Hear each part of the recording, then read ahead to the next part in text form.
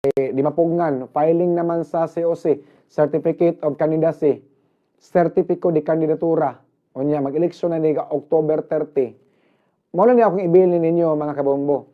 O satisfied mo sa performance sa inyong mga kapitan, hala, butari, atong sublian, atong palingkuron pagbalik pagkakapitan sa barangay. Apad kung wala na mo ma-satisfied o wala na mo makauyon sa ilang performance isip kapitan sa inyong mga barangay, panahon na tingali nga mo pilit taog lain. Panahon na sa paghukom. Kung sa nang-apply pagtrabaho, kanini ang mga kapitan o mga konsehalis, panahon na og ato bang i-renew or dili nato i-renew ang ilang katungdanan.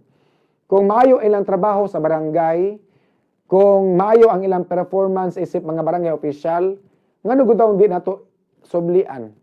Pero kung makita lang kausa sa usa ka semana, makita lang kausa sa usa ka buwan sa barangay, dili po na maayo. Ug way nahimo diha sa inyong tagsa-tagsa ka mga barangay, ayaw na lang, no? Unya, di mo malikayan na may itunol.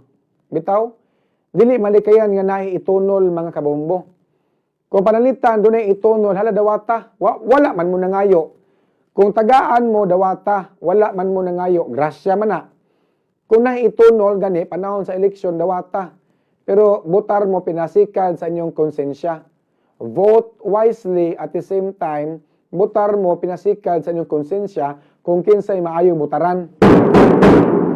Kung gitagaan mo kwarta sa kandidato pagkakapitan, unya marama din ang tawhana, way nahimo sa barangay, dawata gyapon ang kwarta apan ayaw butari.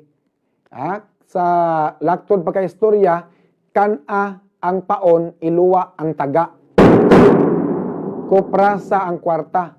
Pero di man po malikayan kay di lang gud ta mapakahipokrito, doon naman po yung mga kandidato nga buutan tarong. Apan bisan pa man niana, ato naman yung kultura ang vote buying. Kung ang usa ka kandidato pagkakapitan, dunay itunol ninyo kwarta, unya buutan tarong, dawata lang gihapon.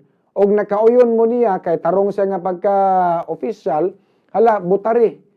Pinasikad gyapon na sa inyong konsensya. Balikon ako, kung ang isig kahabig, isig kampo na itunol kwarta ninyo dawata, wala man mo nangayo, inyuha man na. Gikan man na sa buhi sa katawhan nga lang gikurakot. Unya gibalik sa inyo pinagi sa pagpalit sa inyong boto og naihatag na dawata pero butar mo pinasikad sa inyong konsensya. Kung naihatag dawata, grasya gud na. Pero kung di mo ganahan butar niya, ayaw butari, kuprasa ang kwarta. Kan-a ang paon, iluwa ang taga. Aram pod nga mo tilaw og tagam.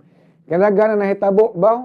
Kalaganan na hitabo nga na mga kandidato nagastog pila ka milyon, apan napildi gihapon, tagam. Prenda pa ang mga kayutaan, na prenda pa ang mga property. O yan, nag-explain ka mo daog, napildi ra gihapon, so tagam.